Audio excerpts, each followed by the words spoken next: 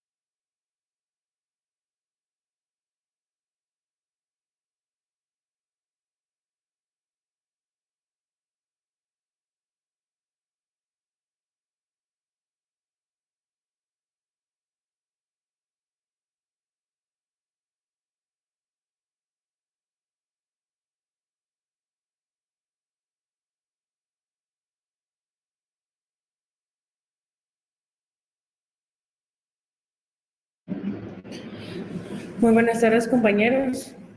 No sé si ya están listos para que iniciemos.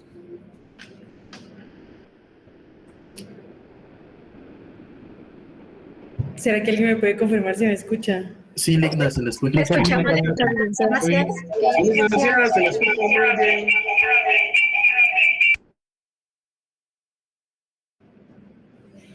Bueno, muy buenas tardes. Para mí es un gusto poder estar nuevamente con ustedes. El día de hoy vamos a continuar con la clase. Les agradezco mucho porque el día viernes atendieron a las instrucciones ahí escritas por los auxiliares. La verdad que por cuestiones de tráfico no pude llegar, pero hoy vamos a seguir con la clase que se tenía programada para el viernes. También quería, pues, agradecerles porque realmente me puse a revisar ahí las tareas que tenían y presiento que sí están captando la información, creo que eso es importante. Y el día de hoy pues vamos a entrar a ver lo que es proceso y el procedimiento como tal, una breve historia y algunos artículos del Código Procesal Civil y Mercantil. Yo creo que al día de hoy ya podríamos tener por lo menos una noción de cómo está estructurado nuestro Código Procesal. Permítame un momento, compañeros.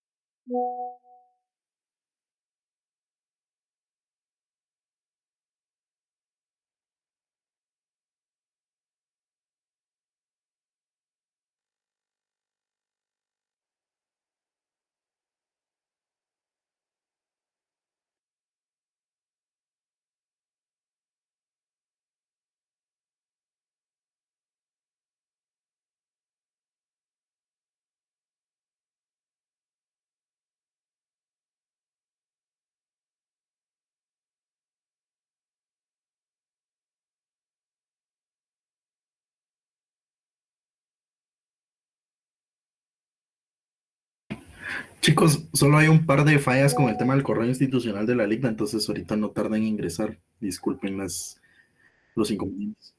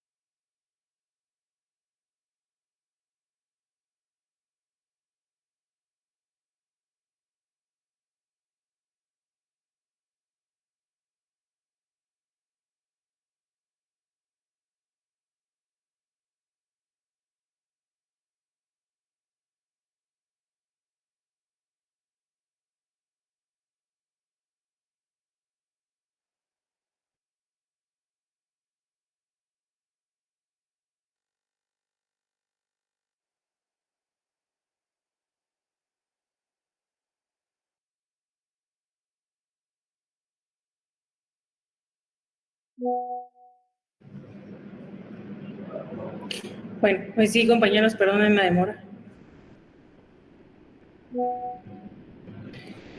Bueno, siguiendo con el tema del derecho procesal civil,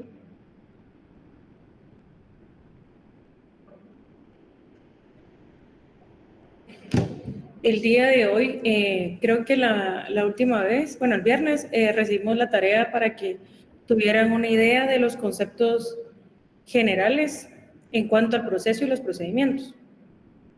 La Real Academia Española establece como proceso un conjunto de fases sucesivas que constituyen un hecho, fenómeno u operación. También podemos encontrar una definición general donde podemos establecer que es un conjunto de actos que en el orden y forma establecidos por la ley realiza el órgano jurisdiccional para hacer justicia y las partes para obtenerla. Permítanme. Pablito, disculpa, ¿me puedes apoyar con ir aceptando a los compañeros? Sí, Ligda, por eso no se preocupe, yo estoy aquí pendiente. Gracias. A diferencia de un procedimiento, pues Jaime Wasp ya nos establece en un concepto general que es el conjunto de formalidades al que deben someterse el juez y las partes en la tramitación del proceso. Tales formalidades varían según sea la clase de procedimiento del cual se trate. Puede ser un proceso penal, civil, administrativo, entre otros, y aún dentro de un mismo tipo de proceso podemos encontrar varios procedimientos. Cuando hablamos de que son esas formalidades que deben someterse el juez y las partes en la tramitación del mismo, tenemos que entender que son los requisitos que nos establece cada procedimiento en la ley. No pueden variar estos procedimientos desde el inicio en el proceso, en el derecho procesal civil, pues nuestro acto introductorio, podríamos decir, es la demanda y este tiene que cumplir con ciertos requisitos y asimismo el juez tiene que evaluar si se cumplen con estos requisitos para poder darle trámite a la misma. Yo les clasifiqué acá una historia breve del derecho procesal en Guatemala. Comúnmente se estudia términos generales de la historia, pero yo quise enfocarme un poco más en la historia del derecho procesal en Guatemala. ¿Por qué? Porque es bien general la historia, no hay una historia en específico.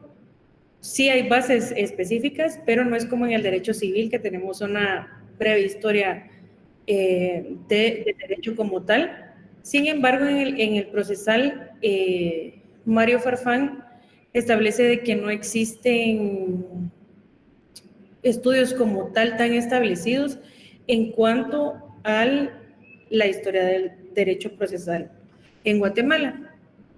Esto porque la verdad que se da en diferentes etapas y lo importante que yo considero que ustedes tienen que saber es solo tener una idea de cómo surge y cómo inicia el proceso acá en Guatemala. Si se preguntaran si esto viene para el examen, posiblemente sí. Solo son 4 etapas en las que yo pues hice una historia muy breve, atendiendo al libro de Mario Nájera Farfán. Y esto con la única finalidad de que ustedes tengan un concepto general. En la época indígena, nos decía Mario Nájera Farfán, hace alusión a una entrevista, a una revista, perdón, donde él indica que Domingo Guarros, perdón, él sí hablaba de la pena y de los delitos que eran sancionados, pero no proporcionaban un dato concreto sobre los derechos y los procedimientos civiles. En la historia de América Central se relata que la justicia era administrada en el quiché, inicia en el quiché, por los jueces y tribunales compuestos por personas escogidas. Eran miembros de la aristocracia y ellos conocían todo lo concerniente al proceso civil y solo dejaban apartado lo que era importante para el rey. También estas personas recaudaban las rentas reales percibidas a través de los tributos del Estado. En la evolución del derecho en general, es indudable que carecían normas jurídicas escritas. Es decir, en esta época vamos a lo que hemos escuchado nosotros durante todos estos 3 años que llevan en la carrera, donde se habla de la costumbre. Entonces, acá no había normas escritas, se aplicaban conceptos de la costumbre para poder regular estas relaciones entre particulares. Solo denme un minutito, disculpen, les voy a robar un minuto, solo me voy a conectar a algo, permítanme.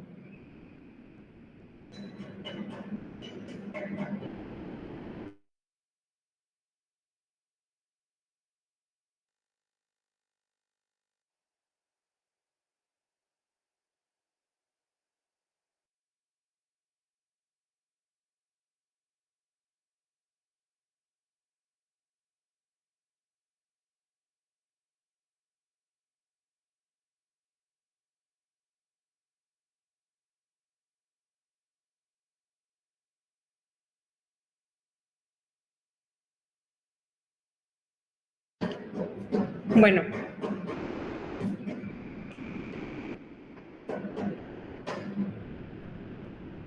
yo creo que ahí no logran leer un poco, ¿verdad?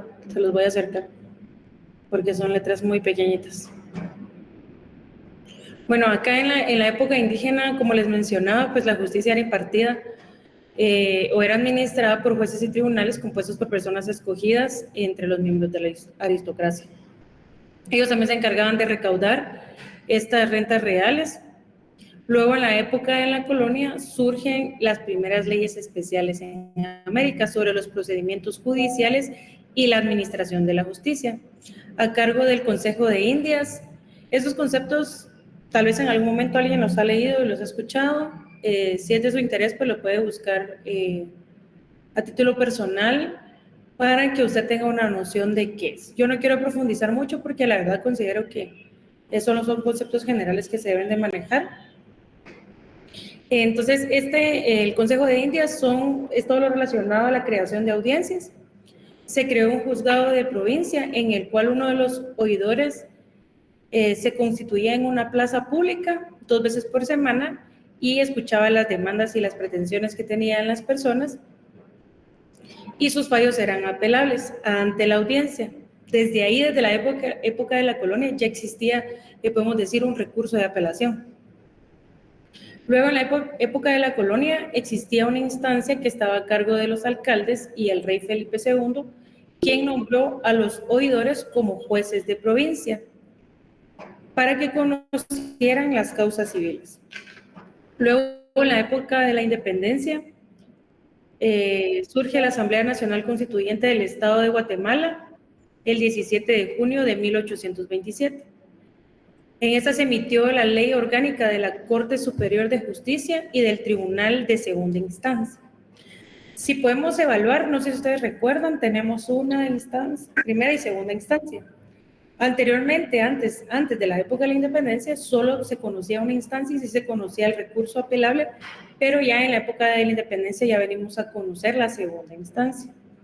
Mariano Gálvez, el jefe de Estado de Guatemala, influyó en 1836 una ley provisional para el arreglo de los procedimientos civiles bajo el sistema de jurados.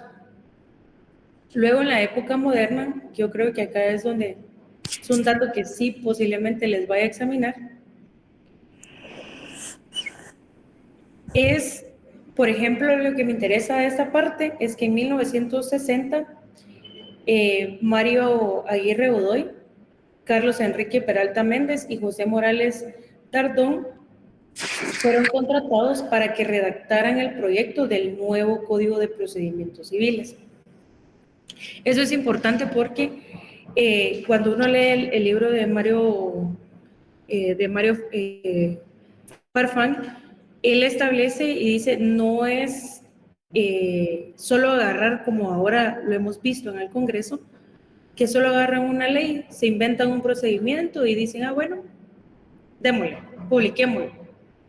Antes sí se evaluaba un poco más la estructura, se buscaba tener un buen fundamento para poder crear pues lo que hoy conocemos como el Código Civil y el Código Procesal Civil y Mercantil. Esto con la finalidad de que sí profundizaban en qué consecuencias pudiera tener, qué era lo que se buscaba regular, porque ustedes se han dado cuenta que hay muchas leyes ahora que son vigentes, pero podemos decir que no son positivas, porque tal vez no son aplicables o realmente no cumplen con el objeto que fueron creadas porque solo establecieron el procedimiento como tal de la noche a la mañana, se lo podemos decir. En esta época moderna, también en 1934, se emitieron 2 códigos procesales civiles. Eso también es importante. El que entró en vigor el 15 de septiembre de 1934 con el nombre de Código de Enjuiciamiento Civil y Mercantil y el que entró en vigor el 1 de julio de 1964. Ahorita ya les resuena esa fecha, me imagino yo, porque fueron las que vimos en la clase presencial y es el que conocemos actualmente con el nombre del Código Procesal Civil y Mercantil, que actualmente pues nosotros nos regimos y aplicamos. Aquí Couture decía que la redacción de un código no es una obra académica, sino una obra política. No tiene por finalidad consagrar principios de cátedra, sino solucionar los problemas que la realidad social, económica, cultural y ética presenta al legislador. Es decir, ya se busca aplicar, resolver un problema como tal. Entonces, es importante analizar a profundidad los principios para crear una ley. Sí, creo que en la primera clase les mencionaba que la Constitución nos establecía los principios y valores, y luego las leyes ordinarias ya vienen a desarrollar esa normativa para hacer valer esos principios. Luego vamos a conocer, mire, yo estos conceptos de acá sí se los estoy diciendo general como los tengo, porque no es algo que yo me pueda inventar.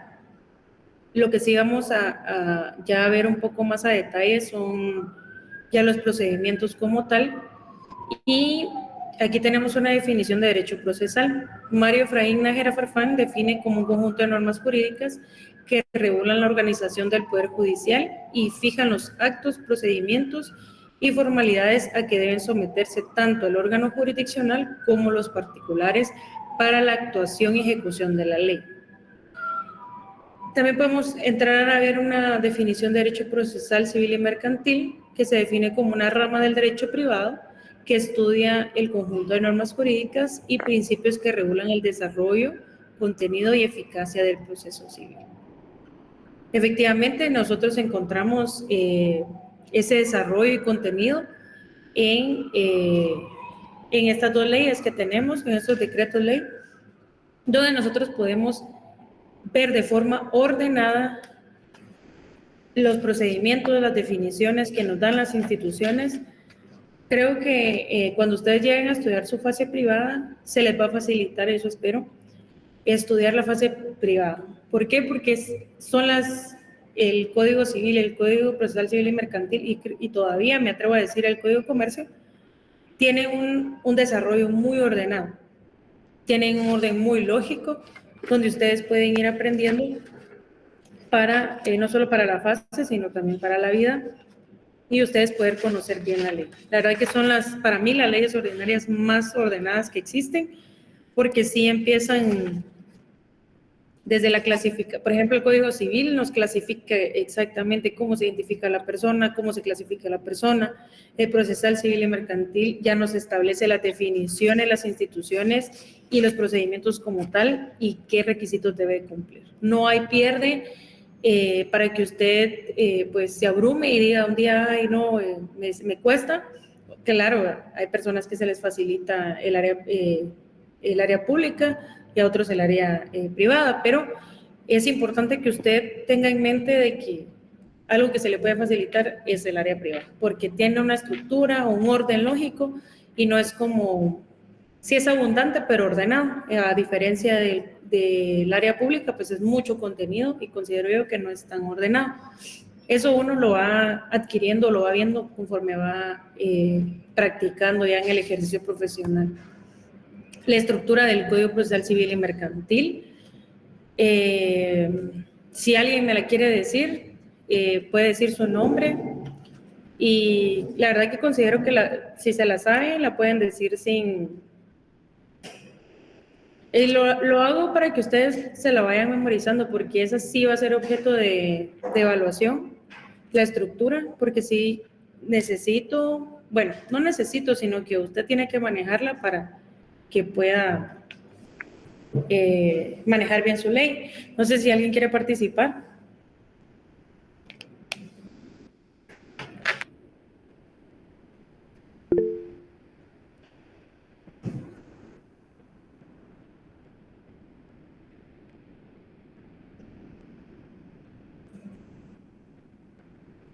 Buenas noches, licenciada. Buenas noches, compañera. No me sé a 100% del tema de los libros, pero si no estoy mal, la ficha técnica, pues tanto el procesal civil y mercantil como el Código Civil fueron creados el 14 de septiembre de 1963, entraron en vigor el 1 de julio de 1964 64. Ambos fueron creados por un gobierno de facto. El Código Civil es Decreto Ley 107. Está dividido en 6 libros y creo que hasta ahí me lo sé. El código sí, ahí estaba bien. Solo es el Código Procesal Civil y Mercantil es el Decreto Ley 107 y el civil Así el es. 106. Número de artículos. Sí, Si no se estoy recuerda. mal, son 635 artículos. Correcto. Y tenemos 6 libros. Entonces, gracias compañera Fernanda Celada, mucho gusto. Le vamos a anotar tu nombre. Bueno, entonces nosotros ya teniendo nuestro código para poder iniciar a conocer, ya entrar de lleno al contenido que es importante, todo es importante, pero esto es más importante. Nosotros pues tenemos que saber la estructura. ¿Qué vamos a encontrar? Nuestras definiciones generales y por lo menos yo calculo que vamos a lograr ver los juicios de conocimiento, procesos de ejecución y procesos especiales en una manera donde yo podría decirles que sí lo pueden manejar. Eso con la finalidad de que usted pues, sea un alumno de séptimo semestre y la verdad que perdone que le repita eso, pero sí considero yo que usted los puede manejar, usted tiene la capacidad de hacerlo, que nadie en la vida lo haga dudar de eso, pero sí es importante que se estudien, ¿verdad? No solo que nosotros estemos ahí repitiéndolo, pero me voy a seguir compartiendo. Esta clase no creo que vaya a ser tan... Si alguien tiene una duda puede ir levantando la mano, le voy a pedir ahí favor a los auxiliares que me digan si alguien tiene una duda, porque yo me salgo de La púrpura. Sí, Ligda, el compañero Marco Antonio Lemus tiene una duda, tiene levantada la mano. Sí, compañero. Buenas tardes, licenciada. Buenas tardes, compañeros. Era para complementar la información que había pedido usted sobre la estructura, sobre el Código Procesal Civil y Mercantil. Como ya lo había dicho la compañera, pues tiene también 2 libros, tiene 16 capítulos y tiene 4 títulos, incluyendo el título primero de juicio ordinario. No sé si por ahí puedo ir la idea también. Solo repítame lo último que dijo de los libros, perdón. Ok, son los libros.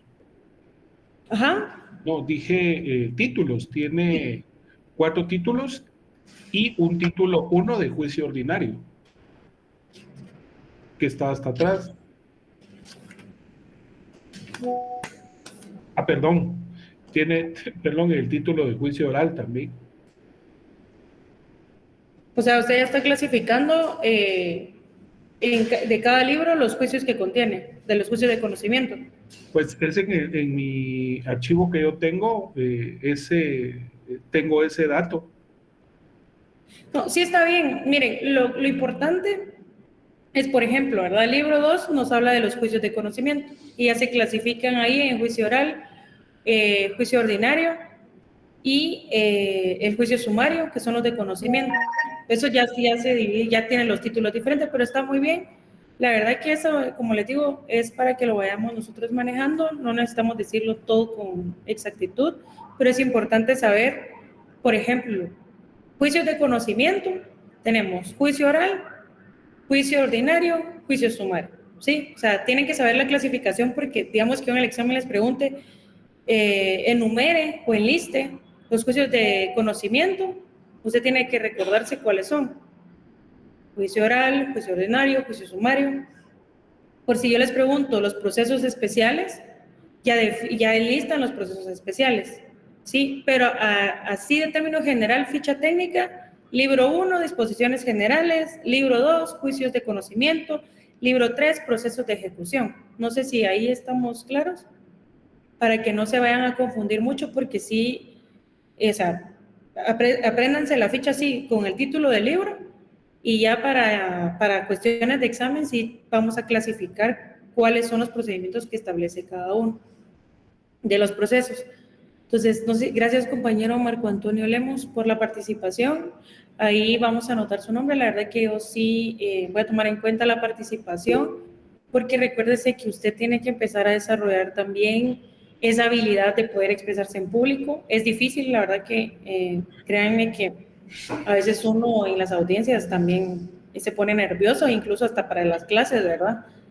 Pero usted tiene que ir aprendiendo a soltar ese miedo de hablar en público y poder argumentar en una audiencia, ¿verdad? Porque es bien importante. Si bien es cierto, en el derecho civil usted escribe todas sus pretensiones, van en escrito, pero al momento de ir a la audiencia ya usted tiene que tener esa habilidad de poder desarrollar su argumento y fundamento legal. Entonces sí voy a tomar bastante en cuenta la participación. Yo sí trato la manera de que, pues de que sea participativa, porque la verdad no lo sé todo y solo les voy a dar las bases si usted en el ejercicio de su profesión va a ir desarrollando habilidades más extraordinarias y usted va a ir acoplando las maneras, siempre basándose en ley, pero de una manera que a usted se le facilite, porque yo hablo con mis colegas y todos tenemos un criterio diferente para hacer las pretensiones. Sin embargo, si hay un orden que todos tenemos que cumplir. Entonces, gracias a los compañeros que participaron. Siguiendo acá con la presentación. No sé si ya se compartió. Creo que sí, me quiere hablar. Y licenciada, solo para comentarles sobre las disposiciones finales que también podrían ir en el código, en la ficha técnica que estábamos platicando. Sí. Las que usualmente vienen son las que entran primero antes del código prácticamente. Sí, las pueden agregar ahí como les digo yo, de la manera que a ustedes se les facilite. Lo importante es que usted conozca y sepa manejar su ley. Eso sí lo voy a tomar en cuenta. Creo que ya, no sé si la mayoría hasta ahorita ya tiene por lo menos claro o la idea de cómo debe manejar el subrayado de su ley, porque si considero yo, miren, no se vayan a estresar tampoco, que yo le voy a revisar el código y si usted no lo subrayó, pero sí quiero tomar en cuenta que usted maneje la ley, porque es importante que usted la aprenda desde ahorita, para que usted en sus privados ya tenga la noción, una dirección. Si se mete a una academia, tal vez le hagan cambiar el concepto, pero por lo menos usted manejar la ley ya va a poder. Entonces sí considero yo que se debe de agregar. Gracias por la aportación ahí. Yo no sé si Sidney es hombre o mujer. ¿El nombre? Es hombre, Sidney Leonel soy. Perdone. Es sí, hombre, le digo yo. Gracias. Es que como Gracias. tiene una foto de pareja, entonces dije, ¿es hombre o mujer? Pero está bien. Bueno, entonces sigamos acá, ya teniendo la idea de la estructura del Código Procesal Civil. Bueno, en nuestro programa de estudios, si usted ya lo descargó, si no se lo vamos a compartir, tenemos la acción, pretensión y excepción, que son conceptos fundamentales para todo el desarrollo de el presente curso. Bueno, como acción, si usted lo quiere anotar, es la facultad que tiene una persona de presentar una demanda explicando sus pretensiones ante los órganos jurisdiccionales, o es el poder jurídico de hacer valer la pretensión. Si ustedes recuerdan, en el artículo 28 de la Constitución establece el derecho de petición. Eso es un principio fundamental. O sea, usted como persona individual o las personas jurídicas tienen ese derecho de acudir ante un órgano jurisdiccional o ante la autoridad a solicitar lo que usted considere. Pues es un artículo constitucional. Sin embargo, acá en el procesal civil es importante que usted tenga el concepto general de acción. Esta se le atribuye a una persona, tanto individual como jurídica, de poder ir y presentar su demanda. Claro, esta demanda debe de cumplir con requisitos para que pueda ser admitida ante la autoridad competente o el órgano jurisdiccional competente. En términos de procesal civil, serían órganos jurisdiccionales en materia civil, en materia de familia. También creo que ahí entraría un poco lo laboral, porque yo, si no mal recuerdo, una reforma donde El proceso laboral se lleva en juicio oral y también cambiaron ahí unas cuestiones, ahí se las voy a buscar, la reforma no la tengo ahorita en mente. Y yo les ponía un ejemplo de acción. Por ejemplo, Juan presta 10,000 quetzales a Ana, un contrato de mutuo, pero Juan no le paga y él puede presentar una demanda para exigir el pago. A términos generales, sí lo puede exigir.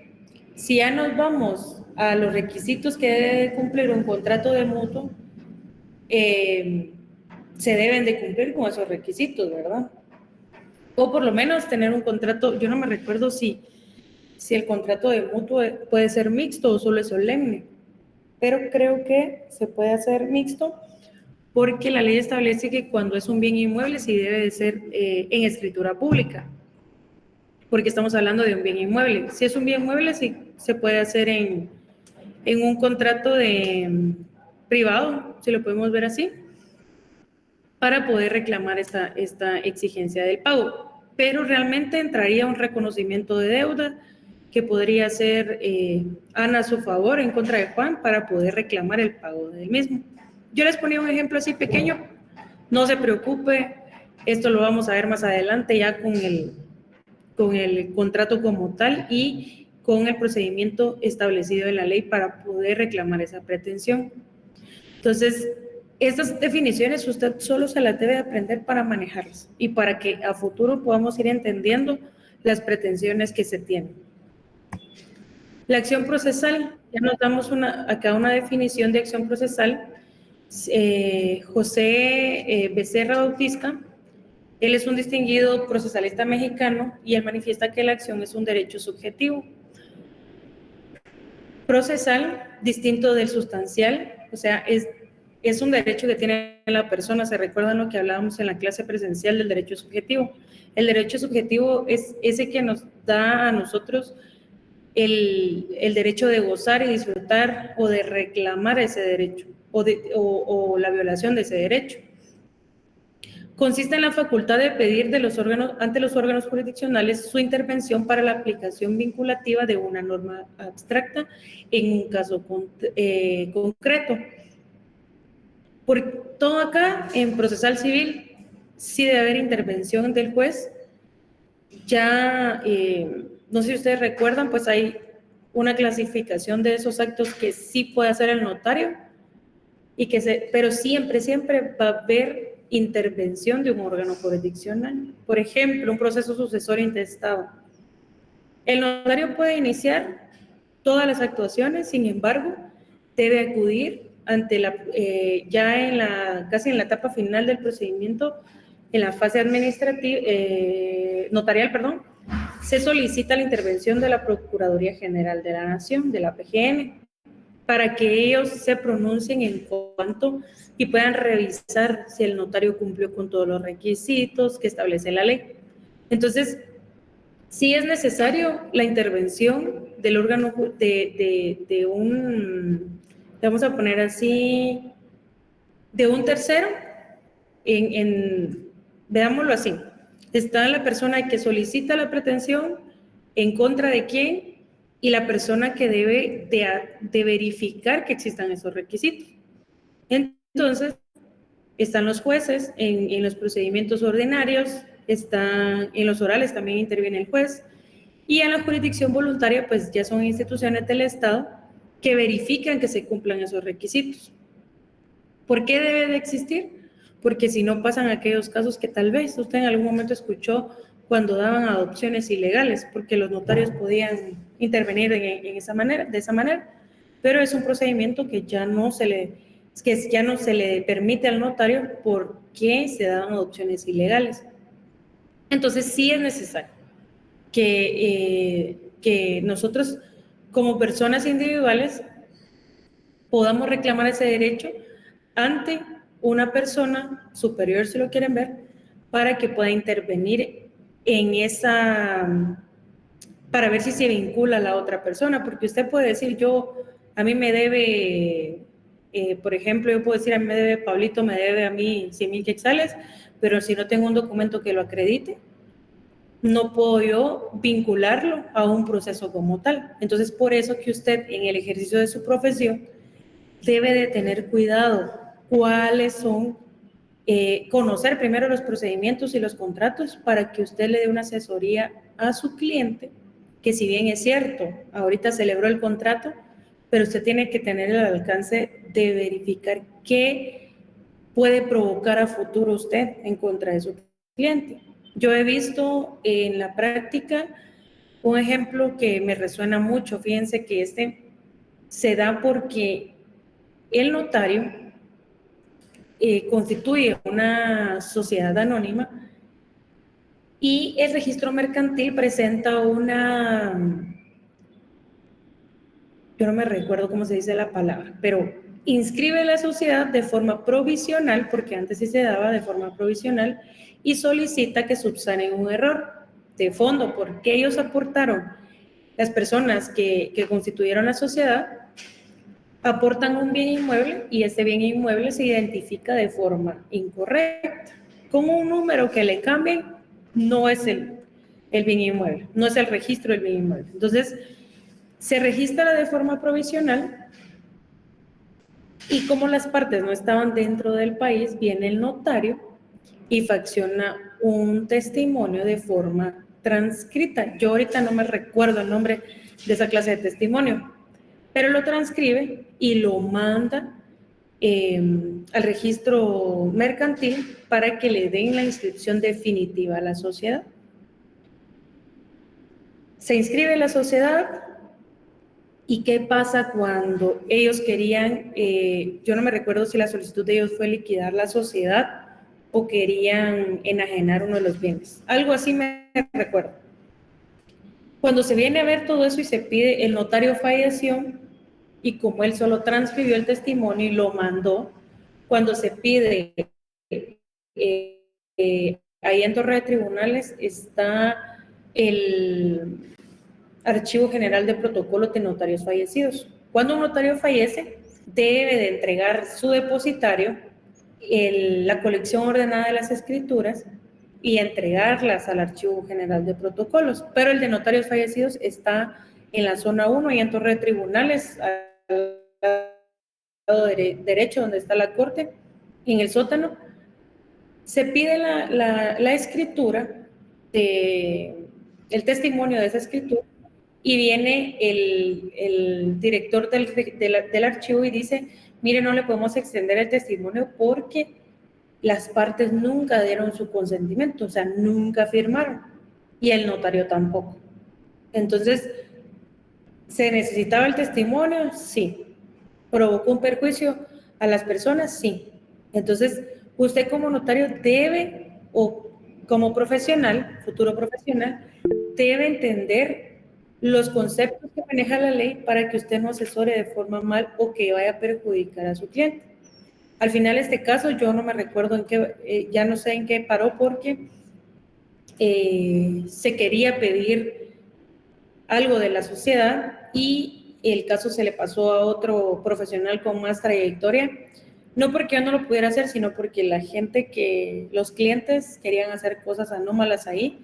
Y la verdad que uno no se debe prestar para eso. No le estoy diciendo que no pasa en el ejercicio de la profesión, pero sí suele pasar. Entonces, yo la verdad quise abstenerme de seguir viendo ese caso y se lo dieron a un licenciado de renombre en la facultad y a veces me dan ganas de preguntarle qué pasó. Pero a lo que voy con esto en específico es de que sí hay cosas que provocan un daño a futuro, un perjuicio a futuro, que tal vez nosotros no lo vemos, pero tenemos que buscar la manera, recuerden el principio notarial, donde se le da forma a la voluntad de las partes. Pero ¿cómo se le da forma? Usted busca que ante la voluntad o el deseo de los clientes, usted va a buscar esa figura que se acople más a la voluntad de los clientes. No porque el cliente le diga que usted haga tal cosa, usted lo va a hacer. No, usted tiene que buscar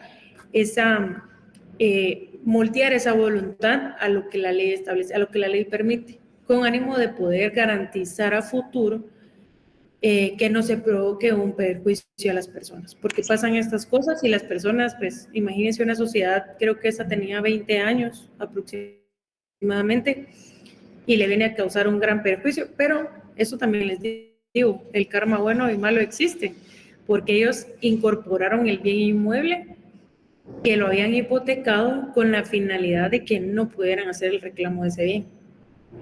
Entonces al final no sé si se los habrán quitado, ya no sé qué pasó, pero sí hay que tener cuidado.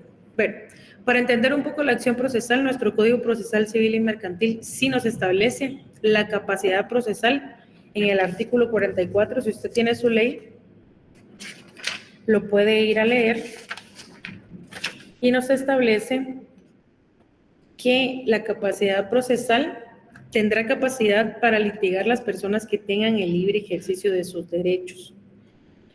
Las personas que no tengan el libre ejercicio de sus derechos no podrán actuar en juicios sino representadas, asistidas, autorizadas conforme a las normas que regulen su capacidad. Si usted recuerda, en civil nos establece que hay personas capaces, incapaces, y los incapaces deben actuar a través de sus representantes. Personas jurídicas, tenemos ahí, aquí tengo una anotación. Sí, las asociaciones o los comités, el Estado a través de la Procuraduría General de la Nación. Entonces, tenemos capacidad procesal, si usted le quiere anotar ahí en su ley. Capacidad procesal serían civilmente capaces, civilmente incapaces a través de sus representantes, personas jurídicas o ellos también a través de sus representantes, las asociaciones y comités también a través de sus representantes y el Estado a través de la Procuraduría General de la Nación.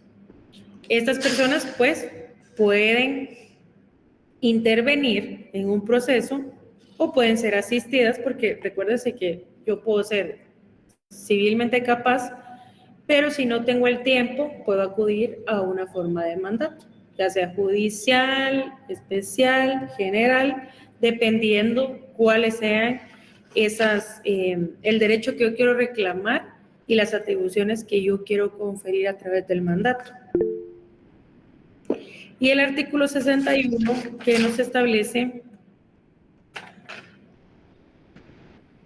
el escrito inicial. Por ejemplo,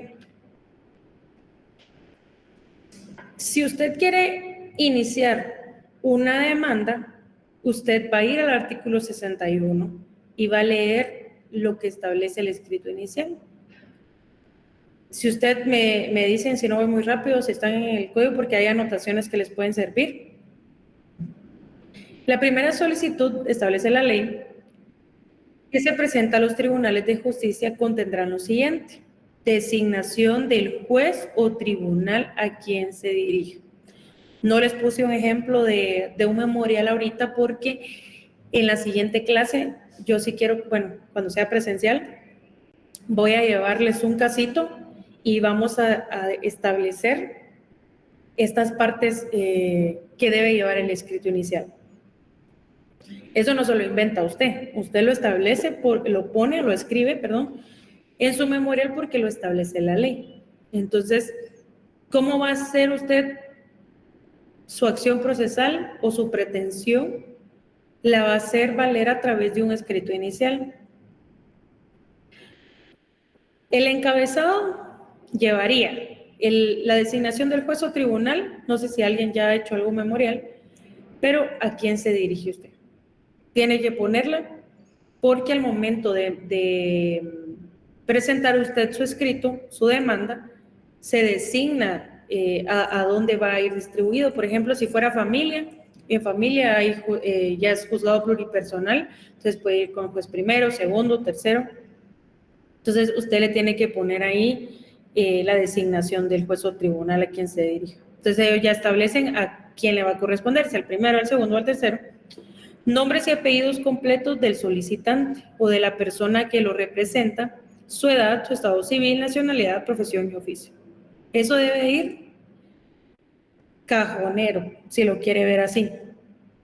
Aquí dice, e indicación del lugar para recibir notificaciones. Ya existe ahora el casillero electrónico, no solo para las instituciones del Estado, sino también para los notarios, para que puedan recibir notificaciones. En la práctica, siempre se pone una dirección física, ya sea la oficina del abogado o del notario o la de la persona, y el casillero electrónico. ¿Para qué? Para que tengan esas dos opciones de notificarle. Entonces, luego tenemos, si usted quiere anotar en su ley, el numeral 1 y 2 forman parte del encabezado. Como tercer punto, la ley nos establece que debemos de tener una relación de los hechos a que se refiere la petición. La más conocida, si usted le quiere agregar ahí un subtítulo, ponga la exposición de motivos. Algo que les puede facilitar y que a nosotros nos ha servido un poco es manejar la hipótesis que se maneja en los casos penales. Por ejemplo, usted para tener su exposición de motivos tiene que tener en cuenta, quiero ver, sería quién lo hizo, qué fue lo que hizo, cómo lo hizo, por qué lo hizo y dónde lo hizo. Es decir, tiempo, modo y lugar. Se lo comento así para que usted sepa y tenga una idea de cómo estructurar su exposición de motivos. A veces uno dice, ¿y cómo empiezo? ¿Qué es lo que hago? ¿Cómo explico? Utilice eso. ¿A quién? ¿Qué? ¿Cómo? ¿Cuándo? ¿Dónde? ¿Por qué? ¿Sí? Porque si usted tiene una idea, bueno, ¿qué día fue? ¿Qué fue lo que hizo? No sé si más o menos ahí me voy explicando, pero esta práctica, y esta lo hace comúnmente el Ministerio Público a través de la hipótesis preliminar de investigación, para poder tener unidad. Entonces usted, para su redacción y exposición de motivos, utilice eso: tiempo, modo y lugar. ¿Qué fue lo que pasó? ¿Qué fue lo que hicieron? Tengan una idea usted de cómo va a ser su exposición de motivos. Luego la ley establece el numeral 4, le puede poner ahí el título, derecho sustantivo, es decir, el fundamento de derecho en que se apoya la solicitud, citando las leyes respectivas. Luego dice el quinto, nombre, apellido y residencia de las personas de quienes se reclama un derecho. Si se ignora la residencia, se hará constar. A diferencia del penal y civil, aquí sí es importante que se pueda colocar una dirección si usted conoce, porque a diferencia de en la práctica penal, el Ministerio Público busca en todas las instituciones, pero como un abogado no tiene acceso a todas las instituciones, o sea, sí puede acceder, pero es más burocrático. En cambio, en el área penal, el Ministerio Público solicita información a cualquier institución y los puede emplazar por 30 minutos que le mandan la información. Entonces acá, en procesal civil, sí nos establece que es importante poder establecer esos datos de la persona que uno, en contra de quien va a hacer la pretensión. Luego tenemos el numeral 6, la petición en términos precisos. Por ejemplo, lo hace de una forma resumida. Si usted va a pedir que se fije una pensión alimenticia, en su petición iría, por ejemplo, que se tenga como lugar para recibir citaciones y notificaciones, el lugar señalado en la parte del encabezado. Otra podría ser que se tenga como mi abogado director, y no me recuerdo la otra palabra, al abogado fulano de tal, quien puede recibir notificaciones, tal y tal. Otra sería la más importante ahí, considero yo, que sería que usted resuma de su exposición de motivos esa petición precisa. O sea, por ejemplo, que se fije la pensión alimenticia a favor de la menor, tal y tal, por la cantidad de tal. Entonces ya lo resume, pero tiene que ponerlo. Y perdone que me salté, creo que antes de que se tenga como lugar para recibir citaciones y notificaciones, la dirección señalada va a que se admita el presente memorial. Entonces, al numeral 6 usted le puede poner ahí como título pruebas y lo puede subrayar de verde, como lo hablamos en la clase pasada. Lugar y fecha, Guatemala, 10 de febrero del año 2025. Cita de leyes, en la cita de leyes ya solo se pone el numeral. A diferencia de su fundamento, usted pone el artículo. No, tal vez no completo, pero sigue siendo una noción del artículo ahí. Y en cita de leyes solo pone código o Constitución Política de la República de Guatemala, artículo 28.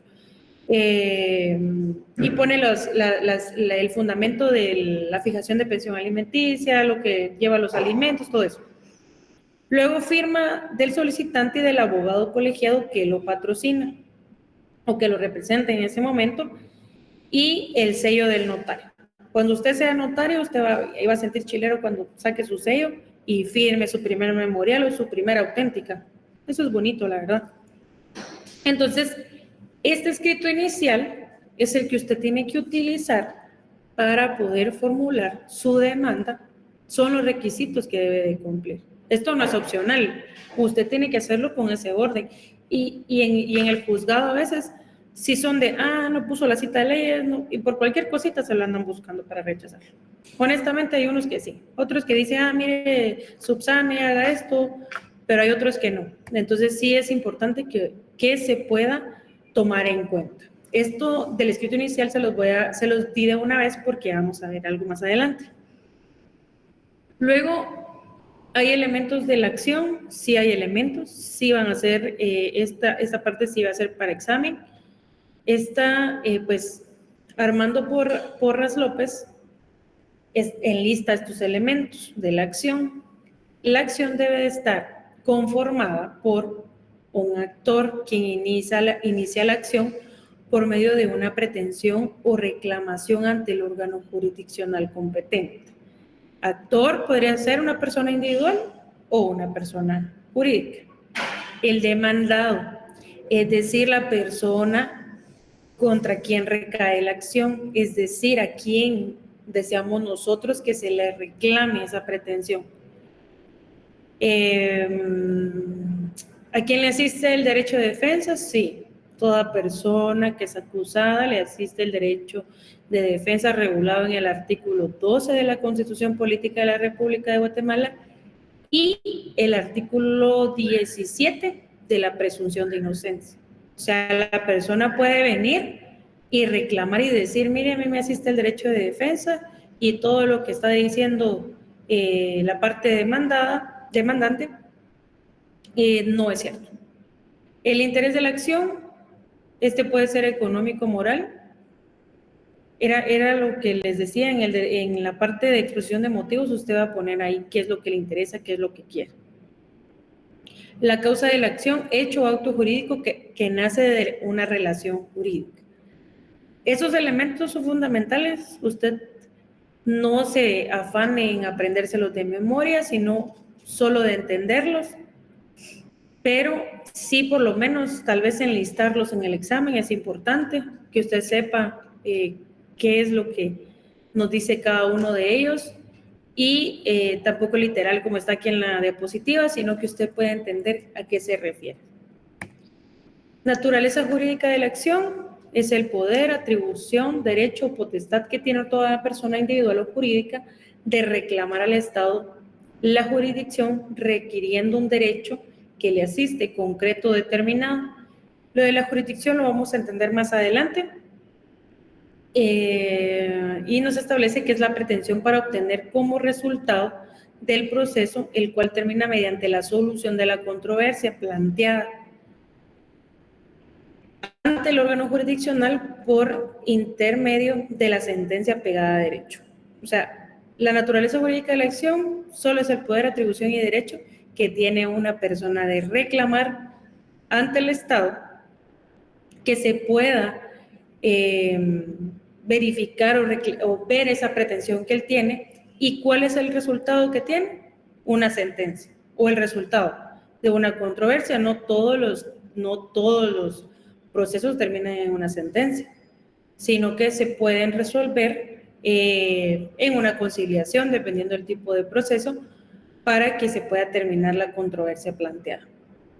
Esto no va a ser objeto de examen, porque la verdad que es algo complejo, hay que estudiar muchísimo para poderlo comprender, pero eso no va a ser objeto de examen, perdón. Y luego tenemos la pretensión.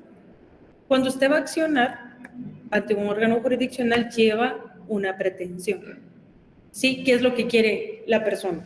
¿Qué busca la persona? ¿Qué es lo que quiere obtener de esa pretensión? De esa acción, perdón, de acudir al órgano jurisdiccional. Yo conocí un caso donde las partes que eran víctimas presentan denuncias en diferentes entidades con la finalidad de que no se pudiera resolver el caso. Entonces, sí se tiene que tener en cuenta que no se puede jugar con eso porque hacen perderle recursos al Estado, hacen perder tiempo, y sí deben de tener una pretensión que sea objetiva y válida y no como lo usan ahora, que solo es para andar ahí, dirían en el pueblo, tapándole el ojo al macho, ¿verdad? Para que no se pueda saber lo que hay en el trasfondo de algún acto. Entonces, sí es importante que se tenga clara la pretensión, sí. En algunas definiciones, Mario Chacón Corado señala que la pretensión es la reclamación o solicitud que hace un sujeto activo contra un sujeto pasivo. Sujeto activo, nuestro demandante, y nuestro sujeto pasivo, el demandado, y que debe de resolverse por un órgano jurisdiccional. Esto no quiere decir que no se puedan resolver cosas fuera de un órgano jurisdiccional, pero principalmente es el órgano jurisdiccional que resuelve estas controversias. También nos establece una solicitud que una persona hace ante un órgano jurisdiccional pidiendo que se reconozca o se declare un derecho o el cumplimiento de una obligación. Un ejemplo corto, la fijación de pensión alimenticia.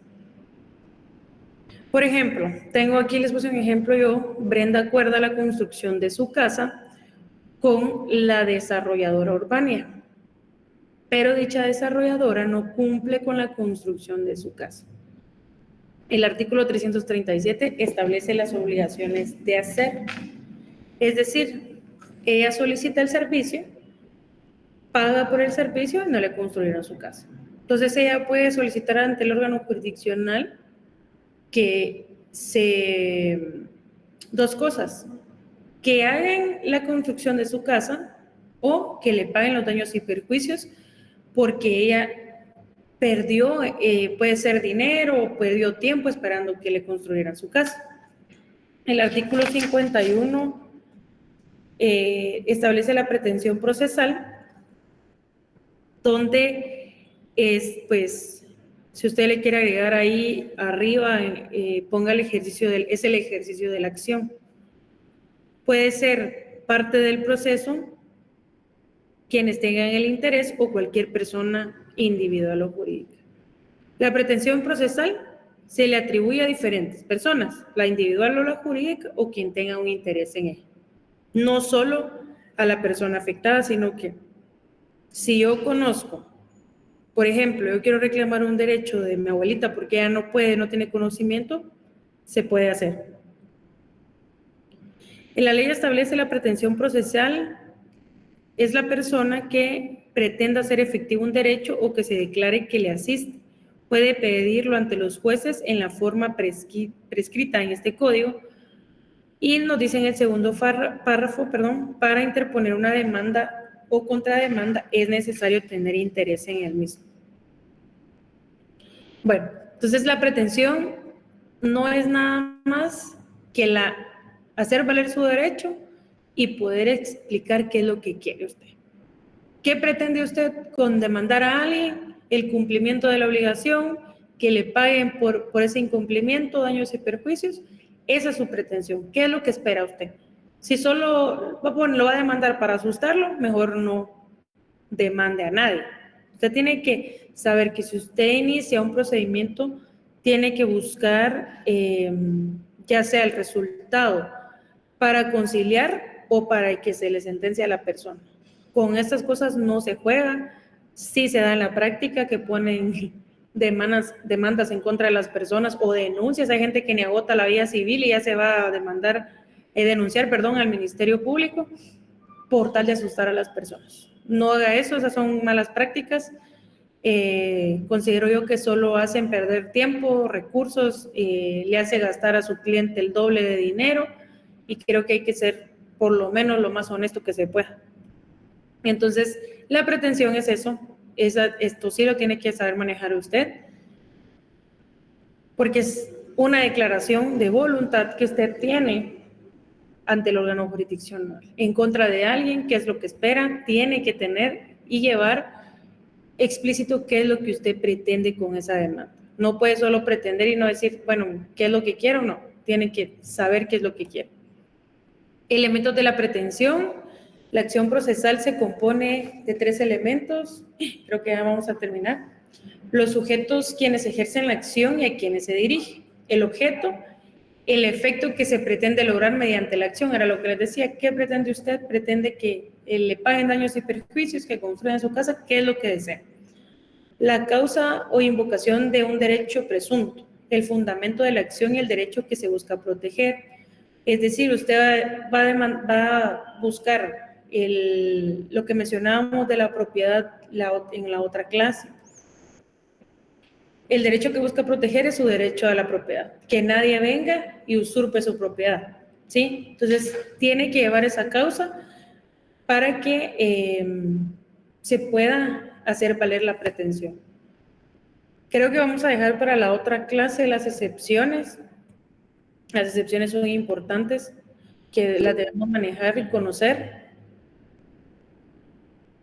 No los dejé descansar, tenía idea de hacerlos descansar 15 minutos antes de que empezaran con el otro link. Pero nos vamos a quedar hasta ahí. No se preocupe usted si no se aprende de memoria estos términos. No son tan complicados, pero los van a entender tal vez en la siguiente clase más fácil, ya teniendo el concepto de las 3. Entonces, sí considero yo que lo podemos ir manejando poco a poco y ya entrar de lleno el día de la clase presencial a conocer la jurisdicción que ya nos interesa bastante. Y si lo llevo un poco rápido con estos temas es porque no podemos perder mucho tiempo, porque sí hay que conocer los procesos como tal. Entonces, les agradezco mucho la atención. Si alguien tiene una duda o dejamos de una vez por finalizada la clase. Licenciada, perdone, buenas noches, mucho gusto saludarle. Fíjese que yo solo para comentarle, fíjese que yo tengo el inconveniente que yo salgo de trabajar a las 6 de la tarde y la semana pasada, por ejemplo, pues no pude asistir a su curso y estoy escuchando que habían algunas tareas. Yo me metí al Classroom y pues no logré ver nada, ¿verdad? Y tampoco le voy a pedir que me las reciba porque sé que no estuve en clase, ¿verdad? Pero ¿cómo puedo hacer para que esas clases, si yo no logro llegar, no me afecten, licenciada? Perdone. Mire, como esas tareitas que dejamos fueron en la clase que las dijimos, ¿verdad? La última del viernes fue porque por el tráfico yo no pude llegar, entonces los compañeros auxiliares les pidieron ahí que hicieran un trabajito. Yo le voy a pedir a Cristian Luis, que se me confunde el nombre, para que le dé la información de qué fue lo que se solicitó el viernes, la puede hacer todavía. Y anteriormente, la primera clase, solo les pedí que hicieran una definición de proceso y procedimiento, creo que fue, para que tuvieran un concepto ya general y pudieran pues ya tener la idea de qué era el proceso y el procedimiento. Entonces, son 2 hojas diferentes. Ahorita no tengo en mente qué fue lo que pidieron el viernes, porque las que logré ver fueron las que yo les pedí en la clase, porque son bastantes. Pero me gustó bastante porque varias personas sí entendieron los conceptos ahí, pero tienen la posibilidad de hacerlo. Yo la verdad era lo que les decía, estas pruebas a usted le va a servir, hágalas, porque esas le pueden servir si a usted le falta un punto a futuro, pues si tiene sus hojitas, estas le pueden servir para que se les ayude, porque la finalidad del curso no es regalar los puntos, sino que se los ganen, ¿verdad? Entonces sí los puede hacer. Ahí le voy a comentar yo al compañero Cristian Luis que se comunique con usted para que le pase los datos y cómo hacer las hojitas. Y me las puede dar el lunes. Si las puede Licenciada, mandar. muchísimo. Muy amable. Gracias. No tenga pena, Ronald. Es un gusto. ¿Alguien más? Buenas noches, licenciada. Bueno, feliz noche. Los dejo para que ya no les quito el tiempo para la siguiente clase. Feliz noche. Licenciada, buenas noches. Dígame, Neri, ¿en qué le puedo servir? Buenas noches, Perdón la licenciada. molestia. Fíjense que yo el día viernes tuve el inconveniente